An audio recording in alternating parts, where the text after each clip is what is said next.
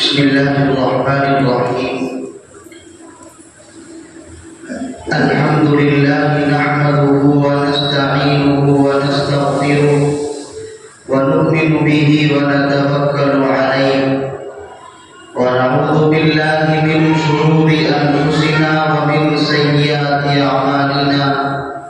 من يهده الله فلا مضل له ومن يضلله فلا هادي له ونشهد أن لا إله إلا الله وحده لا شريك له ونشهد أن محمدا عبده ورسوله. أما بعد، قال الله تبارك وتعالى في القرآن المجيد والفرقان الحميد: أعوذ بالله من الشيطان الرجيم. بسم الله الرحمن الرحيم. يا أيها الناس اتقوا ربكم الذي خلقكم من نفس واحدة وخلق منها زوجها وبث منهما رجالا كثيرا ونساء واتقوا الله الذي تساءلون به والأرحام إن الله كان عليكم رقيبا. وقال النبي صلى الله عليه وسلم: يا معشر الشباب من استطاع منكم الباءة فليتزوج فإنها أغض للبصر وأحسن للفرج، أو كما قال النبي صلی اللہ علیہ وسلم. محترم بزرگوں اور دینی بھائیوں، میں نے جو آپ حضرات کے سامنے قرآن مقدس کی ایک آیت کریمہ تلاوت کی ہے، اس کے اندر خالق کائنات نے نسل انسانی کے پروان چڑھنے اور اس کے ابتدائی مرحلے کو بیان کیا اور کہا: یا ایھا الناس اتقوا ربکم الذی خلقکم من نفس واحدہ.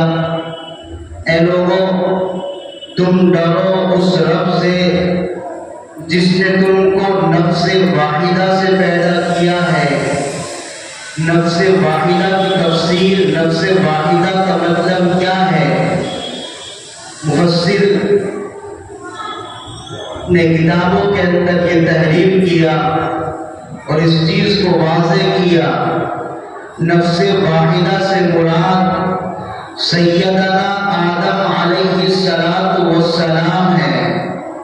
میرے بھائیوں، نسل انسانی کی افزائش کے، نسل انسانی کے پروان چڑھنے کے خالق کائنات نے 4 طریقے اختیار کیے. 4 طریقوں سے نفس انسانی اور یہ انسان پروان چڑھتے گئے اور کسی طرح سے یہ دنیا آباد ہو گئی. سب سے پہلے طریقے کو نفس واحدہ کہا گیا ہے قرآن کریم کے اندر، اور ان طریقوں کے اندر 3 طریقے عام ہیں، 1 طریقہ خاص ہے.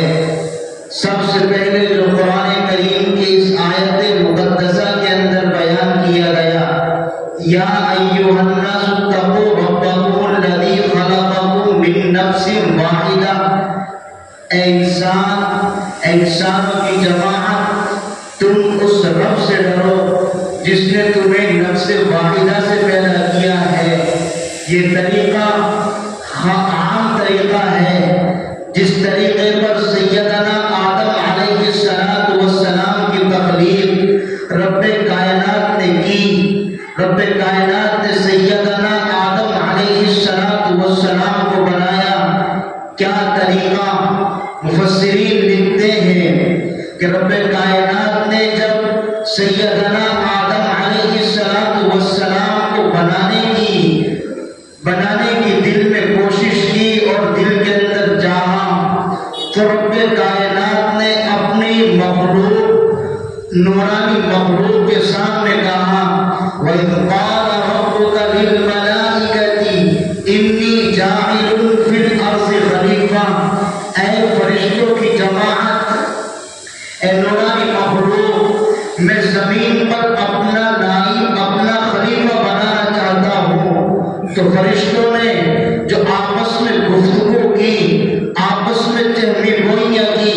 اس تفصیل میں نہ جاتے ہوئے بات کو آگے بڑھاؤں کہ جب اللہ رب العزت نے فرشتوں کے سامنے اپنی خواہش کا اظہار کیا، اے فرشتوں کی جماعت، میں زمین پر نائب اور خلیفہ بنانا چاہتا ہوں، تو فرشتوں نے کہا ٹھیک ہے آپ بنائیے۔ اسی طرح سے سیدنا آدم علیہ السلام کی تخلیق کی ابتدا رب کائنات نے اس انداز سے فرمائی کہ مختلف جگہوں کی اور مختلف قسموں کی مٹی کو اکٹھا کیا، مختلف جگہوں کے پانی کو اکٹھا کیا، مختلف قسموں کے پانی کو اکٹھا کیا، اور جب مٹی کو اکٹھا کر لینے کے بعد اور اس کے اندر پانی ملا لینے کے بعد اس کا خمیر تیار ہوا، اس کا آٹا، اس کا دانہ بھون دیا گیا، تو سیدنا آدم علیہ السلام کی اس مجسمے کے اندر رب کائنات نے روح پھونکی،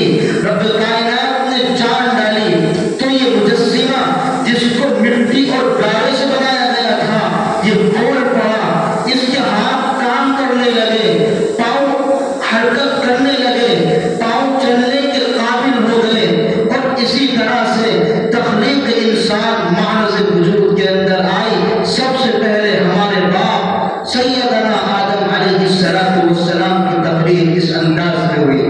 دیکھیے اب سے پہلے کوئی انسان نہیں، اس لیے یہ طریقہ عام ہے، یہ طریقہ خاص ہے سیدنا آدم علیہ السلام کے ساتھ۔ دیکھیے سیدنا آدم علیہ السلام سے پہلے نہ کوئی انسان ہے، نہ کوئی مرد ہے، نہ کوئی مذکر ہے، اور اسی طرح سے نہ کوئی عورت ہے، نہ کوئی مؤنث ہے جس سے انسان کی تخلیق ہو سکے۔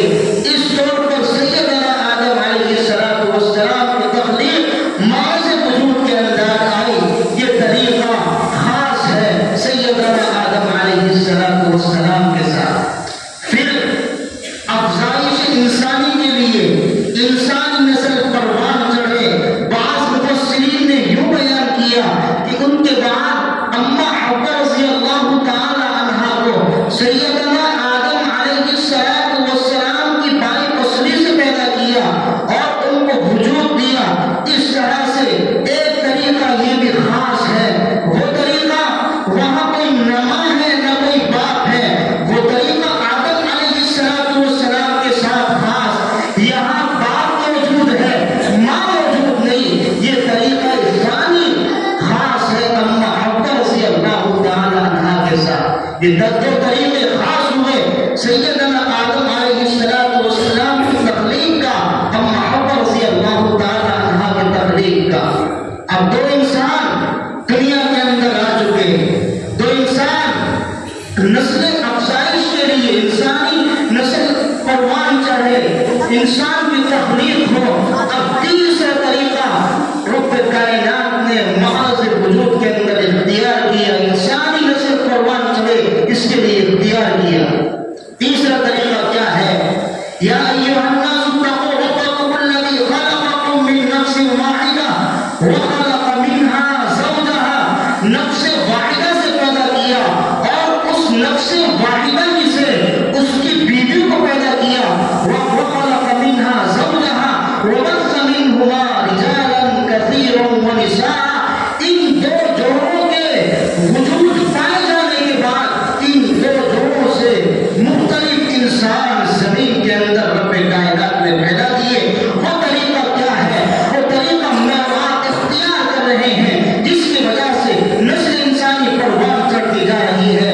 وہ نکاح اس کی بھی شریعت نے دو طریقے، ایک طریقے پر رب کائنات نے اجل کا وعدہ کیا ہے، دو طریقے اس طرح سے بیان کیے، اس طریقے سے نسل انسانی کی افزائش کرو گے، اس طریقے پر چل کر کے انسانی تخلیق پروان چڑھے گی، اس طریقے پر چل کر کے نسل انسانی کی افزائش ہوگی، تو رب کائنات نے اجل کا وعدہ کیا ہے کہ میں اجل دوں گا، اس کے اوپر ثواب دوں گا، اس کے اوپر اجر عطا کروں گا۔ لیکن اگر طریقہ ثانی اختیار کیا، دوسرا طریقہ حرام طریقہ ہے، ایک طریقہ نکاح کا ہے، نکاح کر کے اولاد کی افزائش کرو گے، نسل انسانی کی افزائش کرو گے، تو یقیناً رب کائنات کا